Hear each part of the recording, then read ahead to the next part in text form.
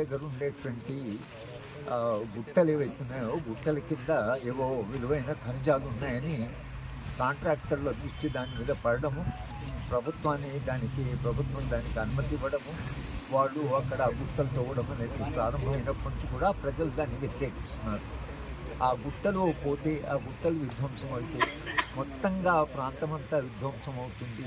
తర్వాత పర్యావరణం దెబ్బతింటుంది. అక్కడ ఉండేటువంటి పశువులు, మేకలు అన్నీ కూడా ఆ గుట్ట మీద ఆధారపడి ఉన్నాయి. కనుక ప్రజలు వద్దనుకున్నటువంటి దాన్ని ప్రభుత్వం వాళ్ళ మీద రుద్దడం అనేది అప్రజాస్వామ్యం. కనుక ఇవాళ ఏదైతే మైలారం గ్రామం దగ్గర ఈ ఖనిజ వనరులు తీస్తున్నారో దాన్ని ముందు ఆపాలి. లోకల్ ప్రజాప్రతినిధులు కూడా బాధ్యత తీసుకోవాలి.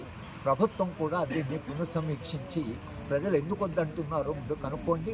నిజంగానే దానివల్ల వాళ్ళు విధ్వంసం జరుగుతుందంటే ప్రాజెక్టును ఆపాలి, దాన్ని వెనక్కి తీసుకోవాలి. కేవలం ఖనిజాలతో కొనుక్కరికి మనం ప్రజల యొక్క జీవిత విధ్వంసం చేసేటువంటిది అది ప్రభుత్వం యొక్క విధానం కాదు, అది ప్రజాస్వామ్యబద్ధం కూడా కాదు.